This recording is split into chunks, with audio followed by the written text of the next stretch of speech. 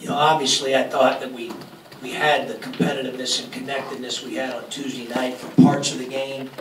I was disappointed we didn't have it as fully as we had it on Tuesday night. I thought for parts of the game that we did. But obviously we talk about all the time in this league, you got to play for 40.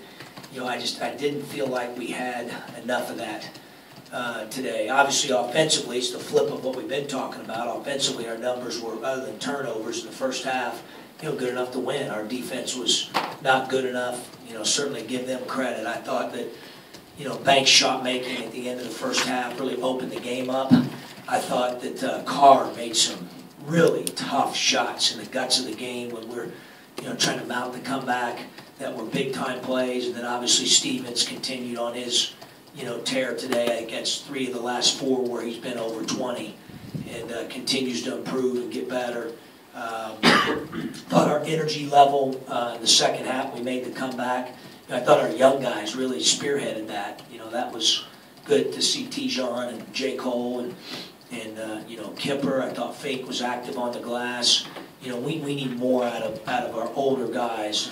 You know, not from the standpoint of, you know, whether they make shots or not, but more, you know, I just thought the energy level, those guys could be better.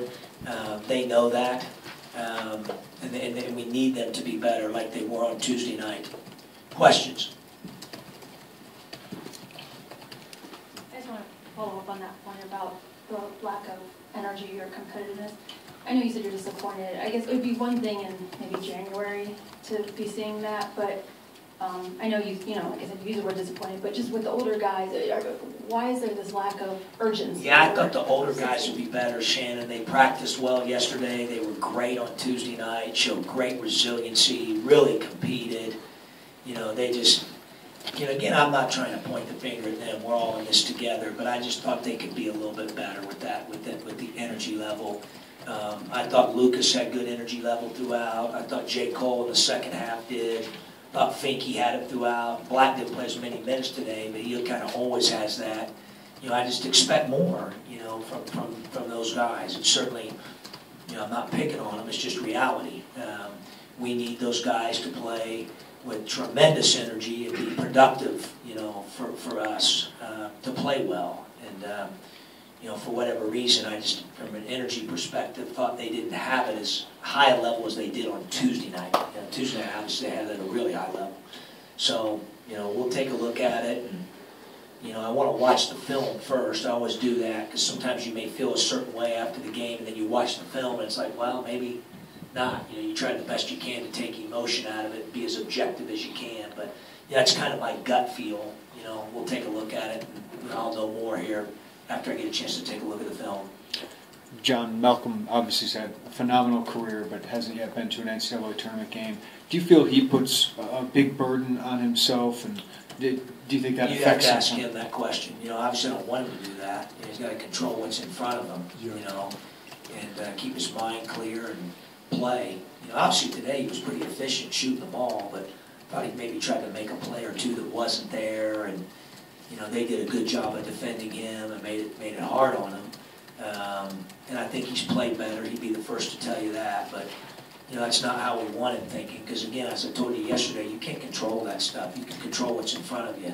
Now you can control his energy level today, competing, you know, some of those things that Shannon was asking about there. But, you know, you'd have to ask him, you know, that question. That's certainly not what I want him thinking. I want him thinking about playing well today and, you know, taking it one day at a time and controlling what you can control. John, I may be off base on this, but just watching the game, it just looked to me like Penn State was a lot more athletic than your players. I mean, even the shots they were missing early, they were clear up in the air, and it looked to me like they were getting good shots that eventually started to fall. Yeah, I think at some positions maybe, Lauren, and obviously one of their strengths is their athleticism. I think it's probably, you know, good observation that you made there, just in general. But I think that's, you know, you don't see. I would say a team maybe that was comparable to them athletically that we played was Florida State. Really? You know, I think they're really, really athletic, and Florida State's probably maybe a little longer on the perimeter. You'd have to gauge the heights and see how close I am on that. They may be a little taller, but Mike Watkins is as athletic as you'll see a 5-man in the league. I mean, he's athletic. You know, he's really athletic. Stevens is athletic. Carr's athletic. They're long. They got size. You know, I felt that way even going into game 1.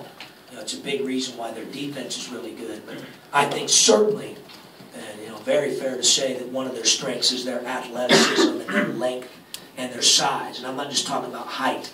You know, sometimes height can be a little bit of a misnomer. If a guy's 6'3" and has a +6 wingspan, he plays bigger than 6'3". You know, and they've got a lot of those guys.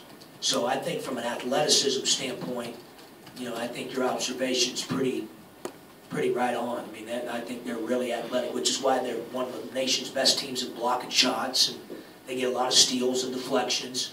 They use that length and athleticism to their advantage. Hey, Coach, back here. Speaking back a little bit off of what Shannon had said, obviously a disappointing loss, but for you, watching the way you guys are losing, where it seems like almost deja vu, where again, late runs, first half, second half, can't really come back. How frustrating is that for you coaching this team to see that so deep in the season, still sort of the same issues for your guys? Well, the hardest part is, you know, Tuesday night we didn't do that at all. I mean, we were the opposite of that. I thought we were really resilient, really tough, competed, were really connected. I thought we, you know, really did that very, very well. And had we not done that for 40 minutes every possession, we wouldn't have won the game, you know, on Tuesday night. So I know what they're capable of, and we got to do that more consistent. But you're right, like you're in February, and especially with older guys. Again, I'm not trying to pick on. I love our older guys, but I do expect a little bit more from them, you know, in terms of that consistency in some of those intangible areas. And they had it on Tuesday. It was a big reason why we won, you know. And today they had it for parts. Certainly did, you know, to come from 20 down, to cut it to 5. And, yeah, that group had a lot of energy and played with a lot of competitiveness. But I want to see it for 40 minutes, you know, more consistently. So that's just kind of, you know, where it's at. We just did it on Tuesday night, you know. It's been since, you know, late February, early March 2015 since you've been able to string consecutive, you know, regular season Big Ten wins together. Is there something that's just, you know, missing where you can't, you know, turn a positive like Tuesday Northwestern and build off of that in the next time out? Well, I don't know. Again, you're asking me to look in a rearview mirror. I told you I don't do that. You know, I'm more focused on today's game. I'm not thinking about 2015, 14, 13, 12. You know, that doesn't register with me right now. What I'm talking about right now is what we got to get done today. And I just thought in the game today, you know, coming fresh off that, I just felt like you know, again, our energy level, our connectedness was good in parts, but it needs to be more consistent.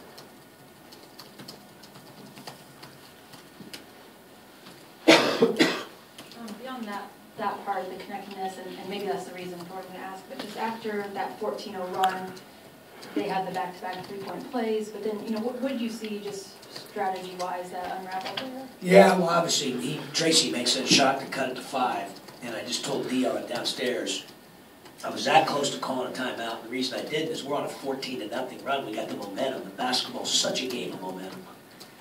And then Peyton Banks, we foul him within 5 to 10 seconds after that, Chandler and 1, so it takes it from 5 to 8. You know, we come down, miss a good shot, and then we foul Stevens on a drive, and it goes to 11. So it went from 5 to 11 in, you know, a very, very short period of time.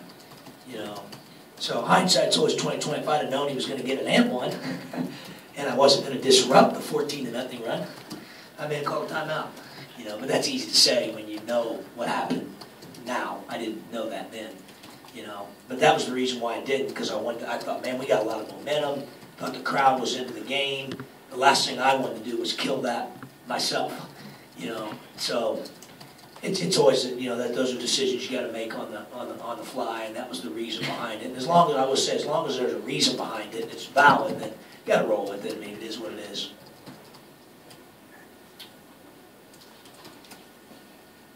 played the same 8 guys today that pretty much you did at Northwestern. Was that just a matchup again, or are you basing that group as what's maybe working? Well, I think a little bit of both, Scott, in terms of the minutes as they were distributed today amongst the 8 guys. Part of it was matchups and who they were playing. They were a little unique today because Julian Moore wasn't available.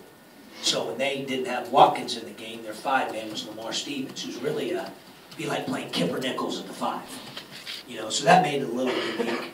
So that affected a little bit of the distribution of the minutes. But in terms of the guys who played, part of that was because we just come off a Tuesday night and then we had practiced really well, with those rotations and lineups the last couple of days. And, so we played probably as complete a game, certainly in league play Tuesday night as we had played all season. So that was a big part of it. I thought those guys had earned it and deserved it. And we'll take a look at the film and see where we go from here.